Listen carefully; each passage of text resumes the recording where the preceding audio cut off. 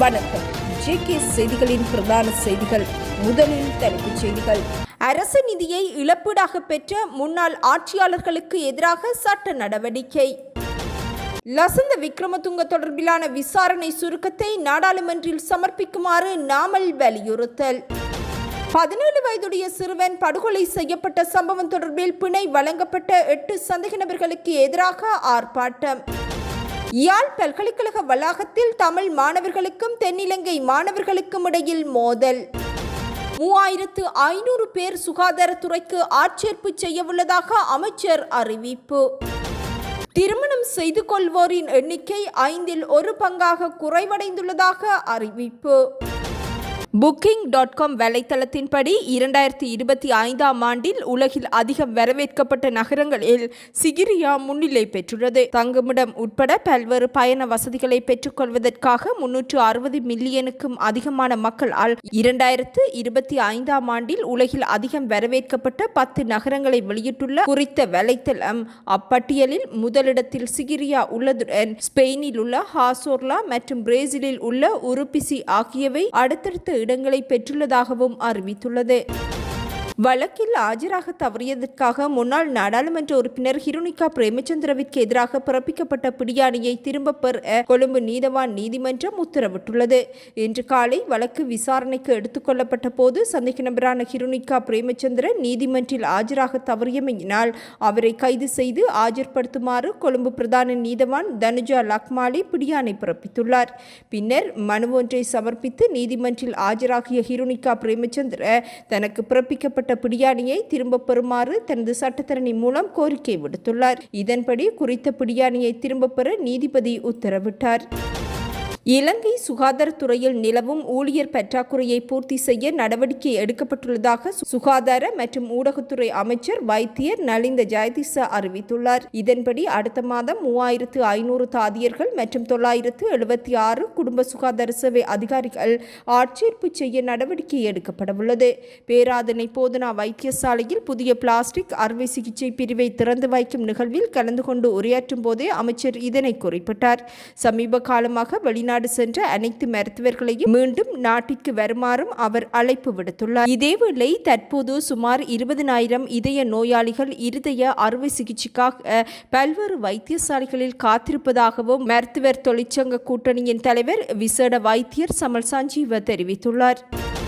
யாழ் பல்கலைக்கழகத்தின் முகாமைத்துவ கற்கைகள் வணிக பீட சிங்கள மாணவர்களுக்கிடையே ஏற்பட்ட மோதலில் ஒருவர் காயமடைந்துள்ளார். யாழ் பல்கலைக்கழக முகாமைத்துவ கற்கைகள் வணிக பீட புதிய மாணவர்களை வரவேற்கும் நிகழ்வு நேற்று பல்கலைக்கழக வளாகத்தில் நடைபெற்றது. இதன்போது 4ஆம் வருட மாணவர்களுக்கும் 3ஆம் வருட மாணவர்களுக்கும் இடையே ஏற்பட்ட வாய்த்தர்க்கம் கைகலப்பாக மாறியதில் ஒருவர் காயமடைந்துள்ளார். காயமடைந்த மாணவர் யாழ் போதனா வைத்தியசாலையில் அனுமதிக்கப்பட்டுள்ளதுடன் சம்பவம் தொடர்பாக யாழ் பல்கலைக்கழக உள்ளக மட்டத்தில் விசாரணைகள் முன்னெடுக்கப்பட்டுள்ளது.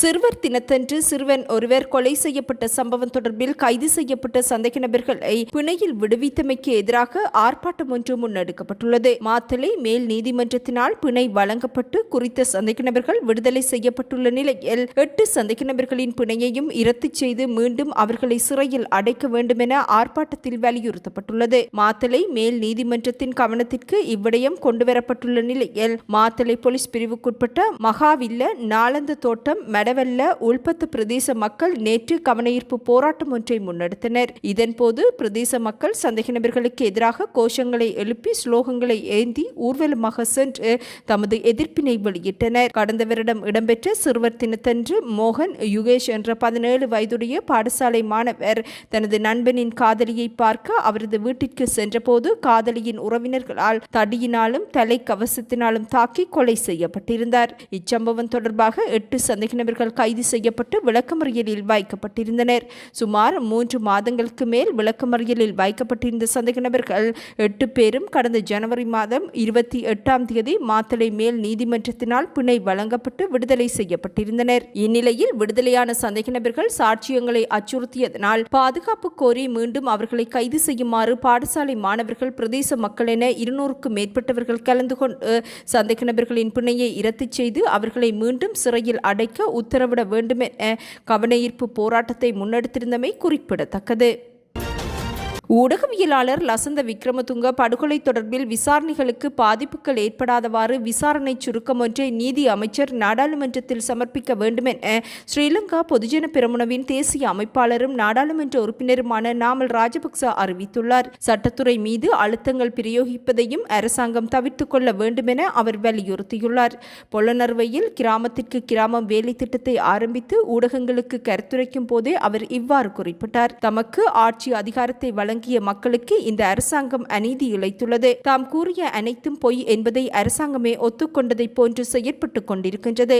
பழைமை முறையிலேயே இந்த அரசாங்கத்தின் ஆட்சியும் தொடர்கின்றது. ஊடகவியலாளர் லசந்த விக்ரமதுங்க படுகொலை தொடர்பில் நீதி அமைச்சர் நாடாளுமன்றத்திற்கு தெளிவுபடுத்த வேண்டும். இந்த வழக்கு தொடர்பில் எத்தனை சந்தேக நபர்கள் கைது செய்யப்பட்டுள்ளனர், விசாரணைகள் எவ்வாறு முன்னெடுக்கப்பட்டு வருகின்றன என்பது குறித்த சுருக்கம் ஒன்றை விசாரணைகளுக்கு பாதிப்புகள் ஏற்படாதவாறு நாடாளுமன்றத்தில் முன்வைக்க வேண்டும். அதேவேளை அரசாங்கமானது நீதித்துறை, சட்டமா அதிபர் மற்றும் சட்டமா அதிபர் திணைக்களம் என்பவற்றை சவாலுக்கு உட்படுத்தும் செயற்பாடுகளையும் நிறுத்த வேண்டும். நீதியமைச்சர் சட்டமா அதிபர் திணைக்களத்தில் பணியாற்றிய சிரேஷ்ட அதிகாரியும் சட்டத்தரணியும் ஆவார். அவர் அரசியல் பயணத்தை நிறைவு செய்யும் போது மீண்டும் தொழில் நிமித்தம் நீதிமன்றம் செல்ல வேண்டி ஏற்படும். எனவே முன்னர் தாம் பணியாற்றிய சட்டமா அதிபர் திணைக்களத்தை சவாலுக்கு உட்படுத்துவதை நீதியமைச்சர் தவித்துக் கொள்வார் என எதிர்பார்க்கின்றோம். கிறிஸ் நிறுவனத்திற்கும் எனக்கும் ரகர் போட்டிக்காக அனுசரணை பெற்றுக் கொண்டமை தொடர்பிலேயே தொடர்பு இருக்கின்றது. அது சட்ட ரீதியான கொடுக்கல் வாங்கலாகும். எவ்வாறாயினும் அதனை அரசியல் பழிவாங்கலுக்காக இந்த அரசாங்கம் பயன்படுத்துகின்றது எனவும் நாமல் ராஜபக்ச குற்றம் சுமத்தியுள்ளார்.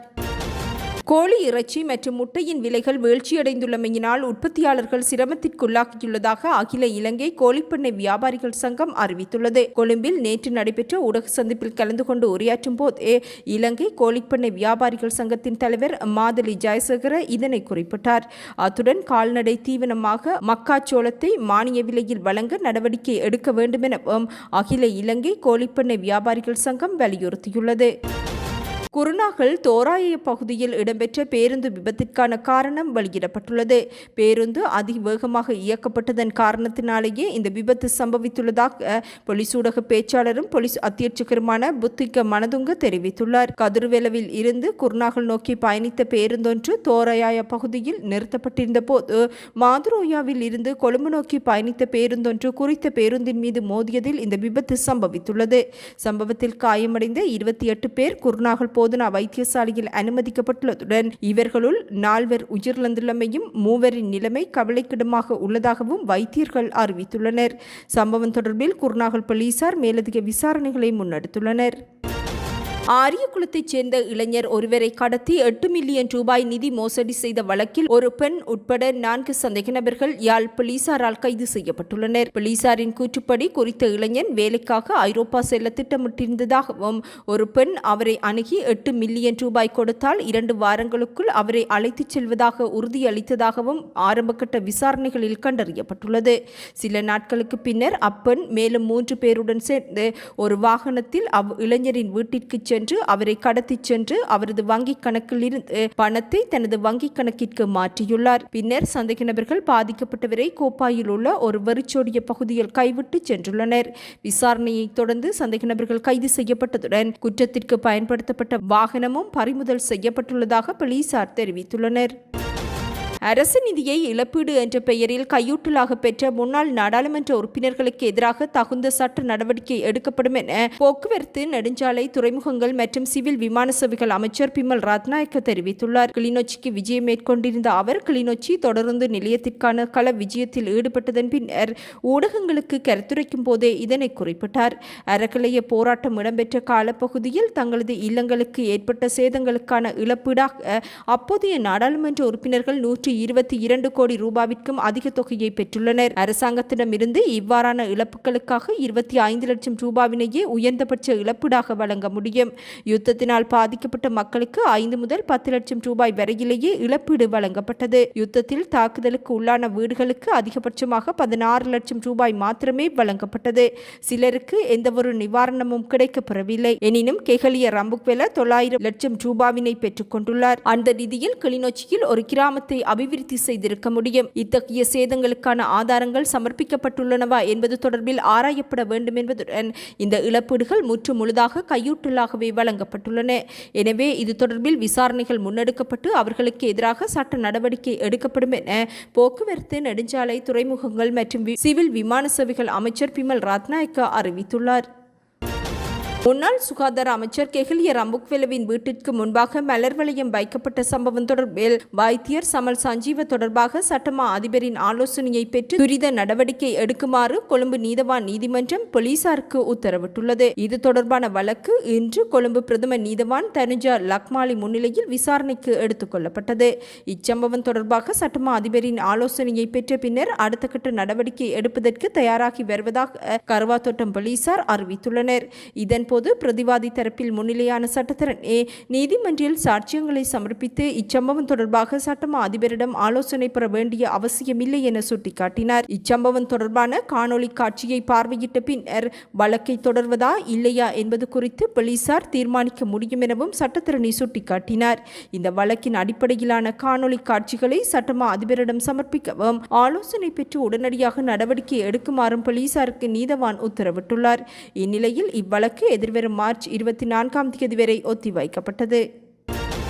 சீனாவில் திருமணம் செய்வோரின் பங்கு கடந்த வருடம் 1/5 பங்காக குறைவடைந்துள்ளதாக அந்நாட்டு ஊடகங்கள் செய்தி வெளியிட்டுள்ளன. கடந்த ஆண்டு திருமணத்திற்கு பதிவு செய்த தம்பதிகளின் எண்ணிக்கை 6.1 மில்லியனாகவும் 2023 ஆண்டு இது 7.68 மில்லியனாகவும் காணப்பட்டதாக அறிக்கைகள் வெளியாகியுள்ளன. குழந்தை பராமரிப்பு மற்றும் கல்விக்கான அதிக செலவு காரணமாக திருமணம் செய்து கொள்வதற்கான ஆர்வம் அந்நாட்டு மக்களிடையே குறைவடைந்துள்ளதாக சுட்டிக்காட்டப்பட்டுள்ளது. இதேவேளை கடந்த சில ஆண்டுகளாக பொருளாதார வளர்ச்சியில் ஏற்பட்டுள்ள மந்தநிலை என்பவற்றின் காரணமாகவும் இளைஞர்கள் திருமணம் செய்து கொள்வதில் விருப்பம் காட்டவில்லை என சமூக ஆர்வலர்கள் தெரிவித்துள்ளனர். கடந்த ஆண்டு 2.6 மில்லியனுக்கும் அதிகமான தம்பதிகள் விவாகரத்திற்கு விண்ணப்பித்துள்ளதாகவும் இது 2023 ஆண்டை விட 1.1% அதிகரிப்பு எனவும் தரவுகள் சுட்டிக்காட்டியுள்ளன.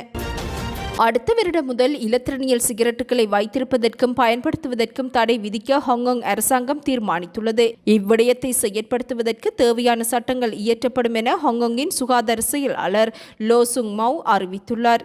இத்தீர்மானத்துடன் தொடர்புடைய கொள்கைகள் கடந்த வருடம் வழங்கப்பட்டதாகவும் அடுத்த வருடம் ஏப்ரல் மாதம் முதல் இத்தீர்மானத்தை செயற்படுத்த எதிர்பார்ப்பதாகவும் அவர் குறிப்பிட்டுள்ளார். கடந்த 2022 ஆண்டு முதல் ஹாங்காங்கில் சீனாவின் இலத்திரனியல் சிகரெட்டுகளை பயன்படுத்துவதற்கு தடை விதிக்கப்பட்டிருந்தமை குறிப்பிடத்தக்கது. இத்துடன் இன்றைய எமது பிரதான செய்திகள் நிறைவடைகின்றன. நமது அடுத்த பிரதான செய்திகளை நாளை எதிர்பாருங்கள். வணக்கம்.